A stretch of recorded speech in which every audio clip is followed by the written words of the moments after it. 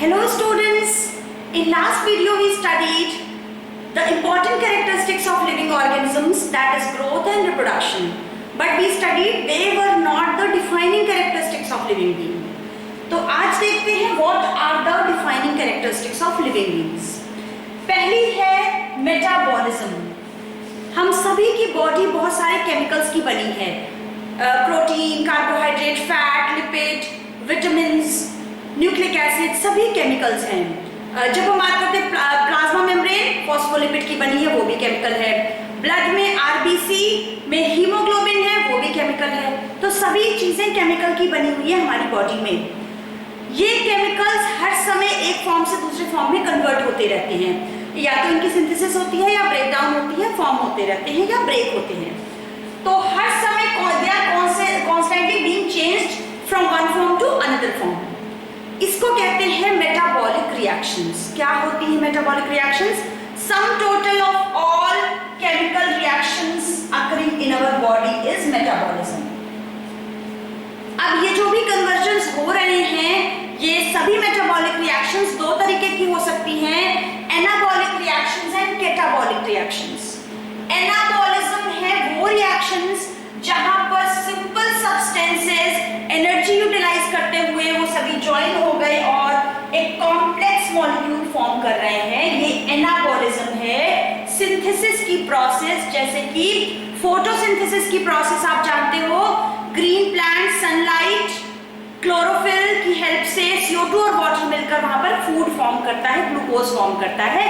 ये सिंथेसिस की प्रोसेस है एनाबॉलिज्म. दूसरी है कैटाबॉलिज्म. ये वो प्रोसेस है ब्रेकडाउन की जहां पर कोई कॉम्प्लेक्स मॉलिक्यूल सिंपल मॉलिक्यूल्स में ब्रेक हो रहा है और इसमें एनर्जी रिलीज होती है. जैसे कि रेस्पिरेशन, जहां पर जो ग्लूकोज है, जो फूड मॉलिक्यूल है, वो ऑक्सीजन उसको ब्रेक करेगी और एनर्जी रिलीज होगी. तो हर समय हमारे बॉडी में कुछ ना कुछ केमिकल रिएक्शंस, कुछ ना कुछ मेटाबॉलिक रिएक्शंस होती रहती हैं, इधर एनाबॉलिक और कैटाबॉलिक. कभी भी लिविंग ऑर्गेनिज्म की बॉडी इक्विलिब्रियम में नहीं आती है. मींस कभी हमेशा केमिकल कन्वर्जन्स होते रहते हैं. इक्विलिब्रियम की स्टेट का मतलब है डेथ. तो ये सभी रिएक्शंस हमारे बॉडी में ऑल द टाइम होती रहती हैं. कैटाबॉलिज्म आप ऐसे याद रख सकते हो, काटने वाली प्रोसेस, ब्रेकडाउन की प्रोसेस. इसका मीनिंग नहीं है ये, बस आप याद करने के लिए इजीली ऐसे याद रख सकते हो.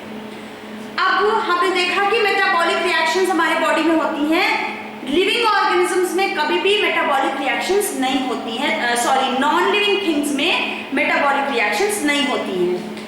अब अगर वही सेम तरीके की मेटाबॉलिक रिएक्शन जो हमारे बॉडी में होती है, उसको हम सेल फ्री एनवायरनमेंट में आउटसाइड द बॉडी अगर करवाएं, तो हम उसे लिविंग कहेंगे या नॉन लिविंग कहेंगे?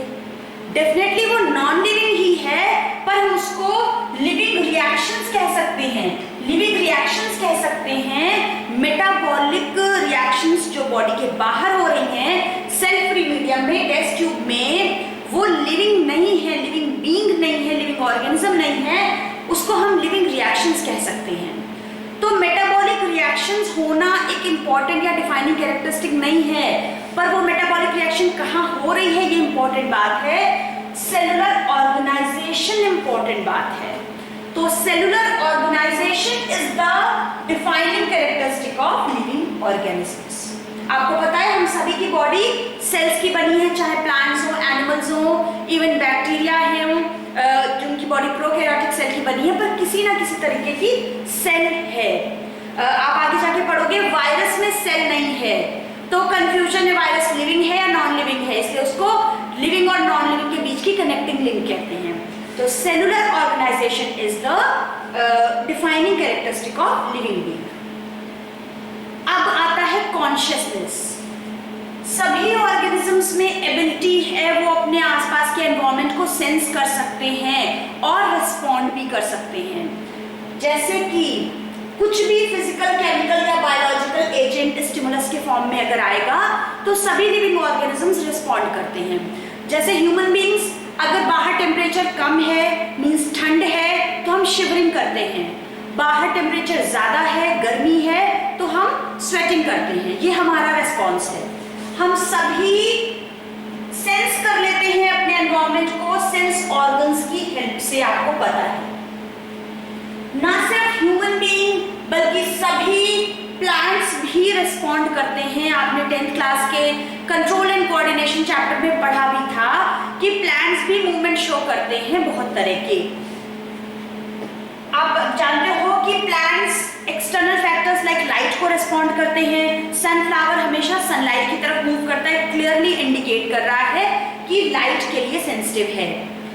आप देखते हो स्टेम की ग्रोथ सनलाइट की तरफ हो रही है, रूट की ऑपोजिट टू सनलाइट हो रही है, टुवर्ड्स ग्रेविटी हो रही है। वाटर की तरफ रूट्स की ग्रोथ होती है। वाटर को सभी प्लांट्स रिस्पॉन्ड करते हैं। टेम्परेचर को रिस्पॉन्ड करते हैं। किसी दूसरे ऑर्गेनिज्म को रिस्पॉन्ड करते हैं जो इंसेक्टिवोरस प्लांट है।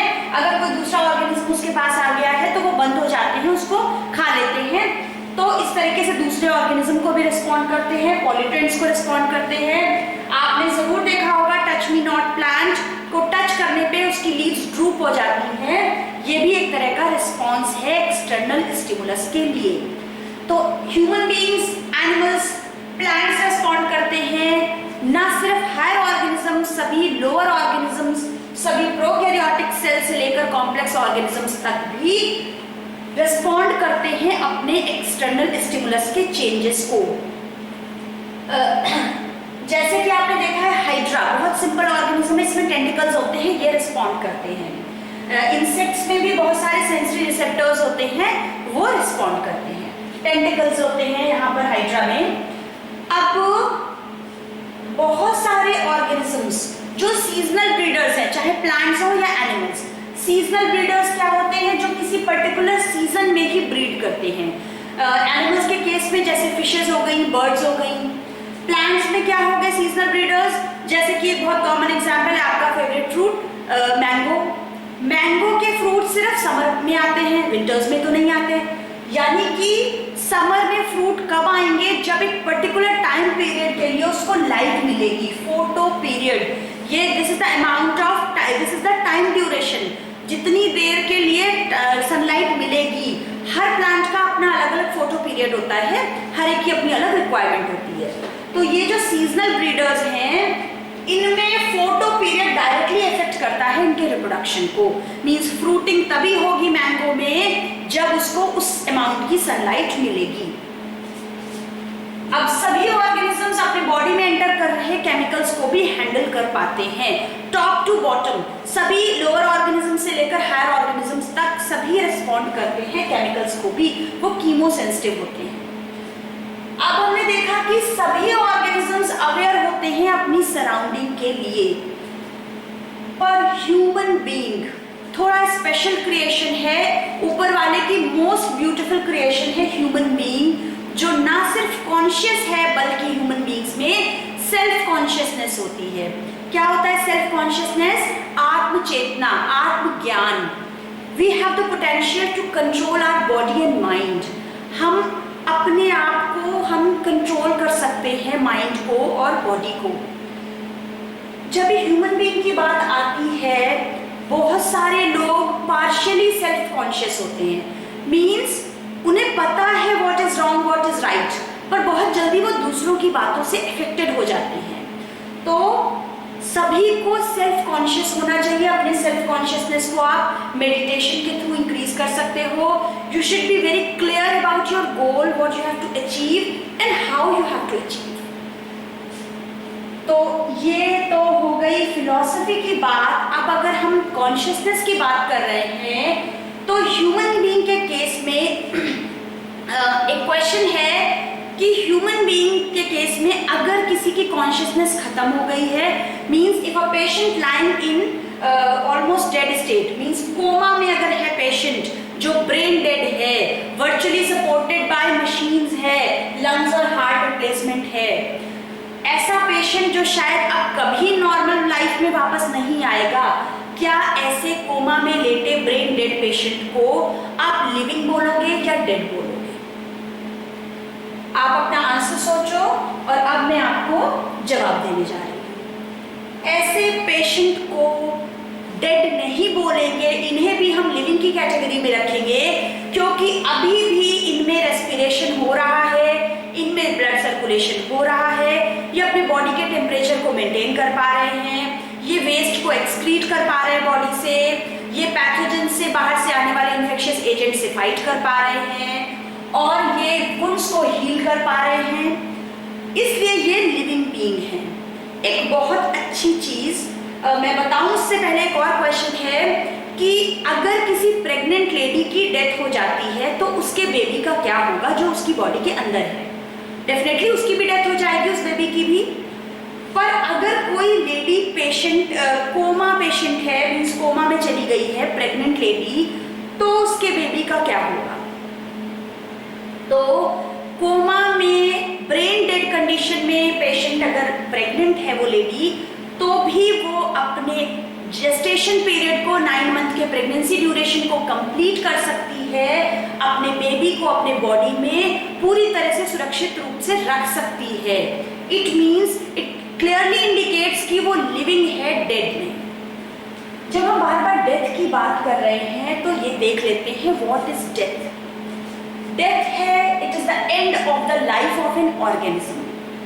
जब लाइफ का एंड हो जाता है वो कंडीशन है डेथ। तो डेथ के क्या साइन और इंडिकेशंस हैं ये देखते हैं। डेथ कैसे डिक्लेयर करेगा डॉक्टर कि कोई ऑर्गेनिज्म की डेथ हो गई है। डेथ के बाद क्या हो जाएगा, लंग्स का एक्टिविटी बंद हो जाएगी, मीन्स ब्रीदिंग बंद हो जाएगा, हार्ट की एक्टिविटी बंद हो जाएगी, कार्डियक अरेस्ट हो जाएगा, नब्ज नहीं चलेगी, सांस नहीं मीन्स ब्रीदिंग रुक जाएगी, पल्स नहीं होगी और ब्रेन डेड हो जाएगा, कंप्लीट न्यूरोनल डेथ हो जाएगी। उसके अलावा आपने देखा होगा कई बार डॉक्टर पेशेंट की आईज पे मीन्स डेड है या लिविंग है जानने के लिए पेशेंट की आईज में टॉर्च मारते हैं।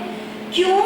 क्योंकि डेथ के बाद प्यूपिल में भी रिफ्लेक्स बंद हो जाते हैं। जो आपकी आई का व्हाइट पोर्शन है वो तो है कॉर्निया, और जो बड़ा सा गोला है वो है आइरिस, और जो छोटा सा बीच में है सर्कल छोटा सा वो है प्यूपिल। तो प्यूपिल भी और कॉर्निया भी रिफ्लेक्स बंद कर देता है, टॉर्च या लाइट डालने पर कोई भी रिस्पॉन्स नहीं आता, ये भी डेथ का इंडिकेशन है। इसके अलावा और क्या क्या हो जाता है डेथ के बाद हमारी बॉडी में। डेथ एक बहुत कड़वा सच है, होनी ही है, जो पैदा हुआ है वन डे ही हैज टू गो। ये एक ऐसा सच है जो हम सभी जानते तो हैं पर एक्सेप्ट नहीं कर पाते हैं कि कभी हमारी भी डेथ होगी। डेथ के बाद बॉडी में बहुत सारे चेंजेस हो जाते हैं। With in 15 to 20 minutes of death body पीली पड़नी शुरू हो जाती है। उसके अलावा बॉडी का टेम्परेचर कम हो जाता है, बॉडी ठंडी पड़ जाती है, मसल्स अकड़ जाती हैं, उसके बाद मूवमेंट पॉसिबल नहीं हो पाता है लिम्स का, सारा blood lower portion of body में जाने लगता है, लोअर लिम्स में जाने लगता है। ये कंडीशन है डेथ की। तो अभी तक हमने देखा कॉन्शियसनेस की, जब हम बात कर रहे थे तो सभी लिविंग ऑर्गेनिजम्स सेल्फ रेप्लिकेटिंग हैं, अपनी प्रोजेनी फॉर्म कर सकते हैं, इवॉल्विंग हैं, वो इवॉल्व करते जा रहे हैं। हमेशा लिविंग ऑर्गेनिजम्स में वेरिएशंस क्रिएट हो रहे हैं, वो एडवांस होते जा रहे हैं, इवॉल्व होते जा रहे हैं। और सेल्फ रेगुलेटिंग इंटरैक्टिव सिस्टम्स। क्या होता है self regulation? Self regulation means हम क्या सोच रहे हैं, क्या बोल रहे हैं और क्या एक्ट कर रहे हैं, इन चीजों पे हमारा कंट्रोल होता है। ये सभी एक्टिविटीज कोऑर्डिनेटेड और कंट्रोल्ड होती हैं। ये है सेल्फ रेगुलेटिंग इंटरैक्टिव सिस्टम्स। तो सभी organisms self replicating, evolving, self regulating interactive systems capable of responding to external stimuli होते हैं। इस तरीके से हमने देख लिए कि लिविंग ऑर्गेनिजम्स के क्या क्या कैरेक्टरिस्टिक्स होते हैं। अब अगले वीडियो में हम बायनॉमियल नॉमेनक्लेचर को पढ़ेंगे। Thank you, have a nice day.